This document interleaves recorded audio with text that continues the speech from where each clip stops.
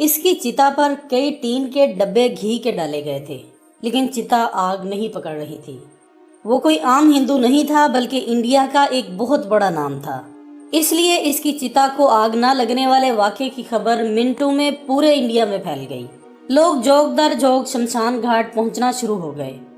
منشی نول کشور کی جامع مسجد دہلی کے امام بخاری سے بہت دوستی تھی۔ امام صاحب بھی یہ واقعہ سن کر فوراً شمشان گھاٹ پہنچ گئے۔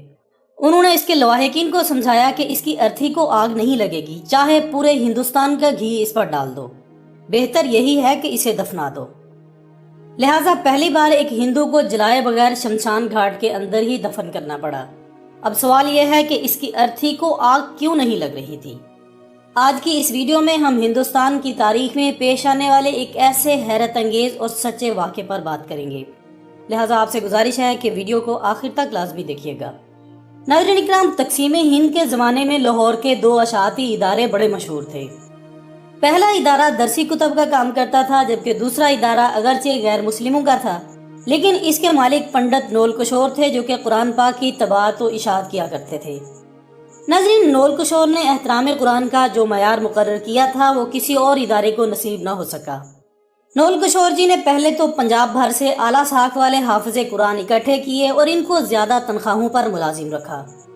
ان کا احترام قرآن کا یہ عالم تھا کہ جہاں قرآن پاک کی جلد بندی ہوتی تھی، وہاں کسی شخص کو خود نول کشور جی سمیت جوتوں کے ساتھ داخل ہونے کی اجازت نہیں تھی، بلکہ دو ایسے ملازم رکھے ہوئے تھے جن کا صرف اور صرف ایک ہی کام تھا کہ تمام دن ادارے کے مختلف کمروں کا چکر لگاتے رہتے تھے کہ کہیں کوئی کاغذ کا ایسا ٹکڑا جس پر قرآنی آیت لکھی ہوتی، اس کو انتہائی عزت و احترام سے اٹھا کر بوریوں میں جمع کرتے رہتے، پھر ان بوریوں کو احترام کے ساتھ زمین میں دفن کر دیا جاتا۔ خواتین حضرات، وقت گزرتا رہا، طباعت و اشاعت کا کام جاری رہا، پھر برے صغیر کی تقسیم ہوئی، مسلمان، ہندو اور سکھ نقل مکانی کرنے لگے۔ نول کشور جی بھی لاہور سے نئی دہلی انڈیا منتقل ہو گئے۔ ان کے ادارے نے دہلی میں بھی حسب سابق قرآن پاک کی طباعت و اشاعت کا کام شروع کر دیا۔ یہاں بھی قرآن پاک کے احترام کا وہی عالم تھا۔ ادارہ ترقی کا سفر طے کرنے لگا اور کامیابی کی بلندی پر پہنچ گیا۔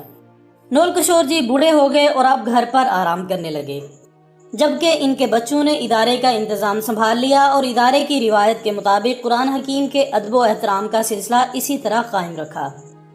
دوستو، کل نفس ذائقۃ الموت کے مصداق آخرکار نول کشور جی کا وقت آخر آیا اور وہ انتقال کر کے خالق حقیقی سے جا ملے۔ ان کی وفات پر ملک کے طول و عرض سے ان کے احباب آخری رسومات کے لیے ان کے ہاں پہنچے۔ ایک بہت بڑی تعداد میں لوگ ان کے کریا کرم میں شریک ہونے کے لیے شمشان گھاٹ پہنچے۔ ان کی ارتھی کو چتا پر رکھا گیا، چتا پر گھی ڈال کر آگ لگائی جانے لگی تو ایک انتہائی حیرت انگیز واقعہ پیش آیا۔ حیران کن طور پر نول کشور جی کی چتا کو آگ نہیں پکڑ رہی تھی۔ چتا پر اور گھی ڈالا گیا، پھر آگ لگانے کی کوشش کی گئی، لیکن ہزار کوشش کے باوجود بے سود۔ یہ ایک ناممکن اور ناقابل یقین واقعہ تھا، پہلے کبھی ایسا نہیں ہوا تھا۔ چند ہی لمحوں میں یہ خبر پورے شہر میں پھیل گئی کہ نول کشور جی کی ارتھی کو آگ نہیں لگ رہی۔ مخلوق خدا یہ سن کر شمشان گھاٹ کی طرف امٹ پڑی۔ لوگ اپنی آنکھوں سے دیکھ رہے تھے اور حیران و پریشان تھے۔ یہ خبر جب جامع مسجد دہلی کے امام بخاری تک پہنچی تو وہ بھی شمشان گھاٹ پہنچے۔ نول کشور جی کے یہ بہت قریبی دوست تھے اور وہ ان کے احترام قرآن کی عادت سے اچھی طرح واقف تھے۔ امام صاحب نے پنڈت جی کو مخاطب کرتے ہوئے کہا کہ آپ سب کی چتا جلانے کی کوشش کامیاب نہیں ہو پائے گی۔ اس شخص نے اللہ کی سچی کتاب قرآن پاک کی عمر بھر جس طرح خدمت کی ہے، جیسے احترام کیا ہے، اس وجہ سے اس کی چتا کو آگ لگ ہی نہیں سکے گی، چاہے آپ پورے ہندوستان کا تیل گھی چتا پر ڈال دیں۔ اس لیے بہتر ہے کہ ان کو عزت و احترام کے ساتھ دفنا دیا جائے۔